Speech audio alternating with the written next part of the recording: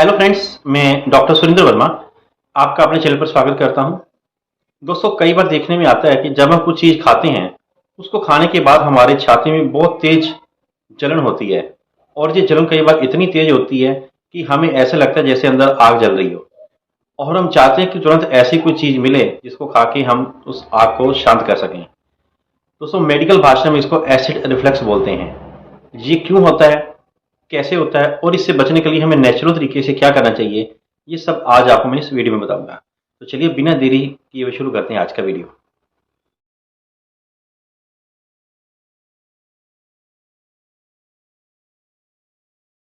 दोस्तों, ये जलन क्यों होती है, इसके लिए मैं थोड़ा सा बता देता हूँ कि जब भी हम कुछ खाना खाते हैं तो जब हमारे पेट में जाता है तो हमारे पेट में एक हाइड्रोक्लोरिक एसिड नाम का एक एसिड प्रोड्यूस होता है और हमारे पेट के अंदर एक सुरक्षा कवच लगा होता है जिसको म्यूकस मेम्ब्रेन कहते हैं, जो हमें उस एसिड से बचा के रखता है।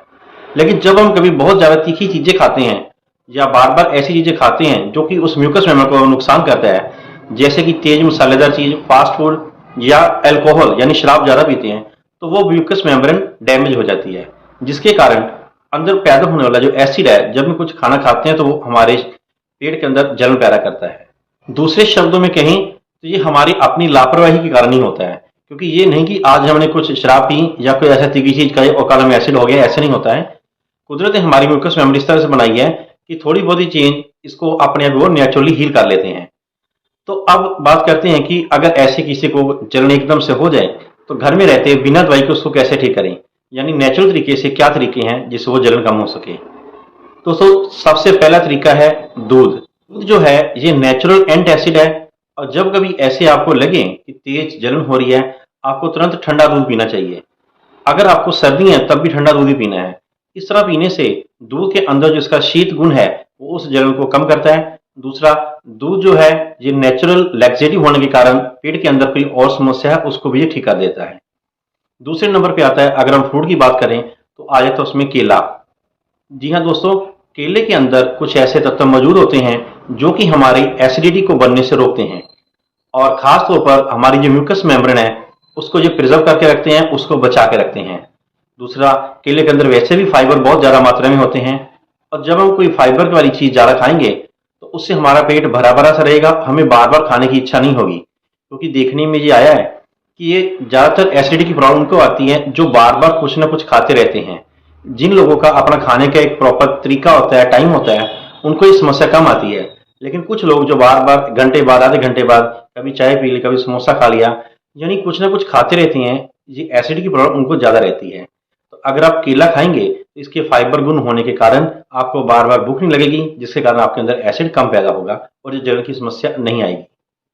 दूसरा फल आता है जो तुरंत हमें राहत देता है, वह है तरबूज। ये दोस्तों, गर्मियों के दिनों में तरबूज आपको बहुत मात्रा में मिल जाएगा और इसको सेवन करने से इसके अंदर मौजूद जो पानी होता है वो हमारे शरीर के अंदर हाइड्रेशन प्रॉपर रखता है, यानी हमारे पेट के अंदर होने वाली एसिडिटी को जो अपने नेचुरल तरीके से जिसके अंदर जो पानी है वो एंटी एसिड का काम करता है, जिसके कारण हमें उस जो जलन हो रही है छाती में उससे हमें काफी आराम मिलता है।